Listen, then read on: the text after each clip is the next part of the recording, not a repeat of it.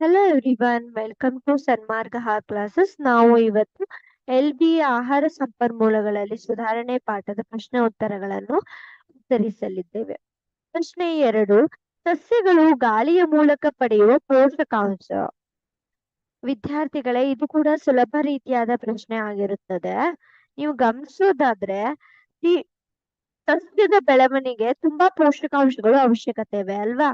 So ಆ ಪೋಷಕಾಂಶಗಳು ಹೇಗೆ ಒದಗಿಸಲ್ಪಡುತ್ತದೆ?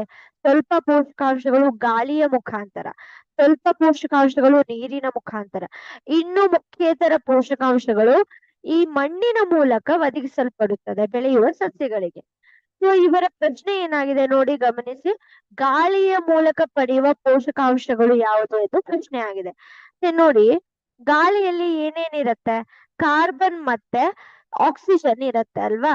ಈ ಆಮ್ಲಜನಕ ಮತ್ತು ಕಾರ್ಬನ್ ಡೈಆಕ್ಸೈಡ್, ಸೊ ಇವು ಗಾಳಿಯಲ್ಲಿ ಇರುವಂತಹ ಪೋಷಕಾಂಶಗಳಾಗಿವೆ. ಸೊ ಇಲ್ಲಿ ಆಕ್ಸಿಜನ್ ಅನ್ನ, ಆಮ್ಲಜನಕವನ್ನು ಇವರು ಇದರಲ್ಲಿ ಆಪ್ಷನ್ ಗಳಲ್ಲಿ ಕೊಟ್ಟಿಲ್ಲ. ಸೊ ಆದ್ರಿಂದ ನಾವು ಕಾರ್ಬನ್ ಎನ್ನುವುದನ್ನ ನಾವು ತೆಗೆದುಕೊಳ್ಬೇಕಾಗತ್ತೆ. ಸೊ ಕಾರ್ಬನ್ ಎನ್ನುವ ಪೋಷಕಾಂಶ ಗಾಳಿಗಳ ಮೂಲಕ ಒದಗುವ ಪೋಷಕಾಂಶವಾಗಿದೆ. ಹೈಡ್ರೋಜನ್ ಇದು ನೀರಿನ ಮೂಲಕ, ನೈಟ್ರೋಜನ್ ಮತ್ತು ಫಾಸ್ಫರಸ್ ಗಳು ಇವು ಮಣ್ಣಿನ ಮೂಲಕ ಒದಗುವ ಪೋಷಕಾಂಶಗಳಾಗಿವೆ. ಆದ್ದರಿಂದ ಸರಿಯಾದ ಉತ್ತರ ಕಾರ್ಬನ್ ಆಗಿದೆ. ಆಯ್ತಾ? ಸೊ ಸರಿಯಾದ ಉತ್ತರ option A, carbon. Thank you.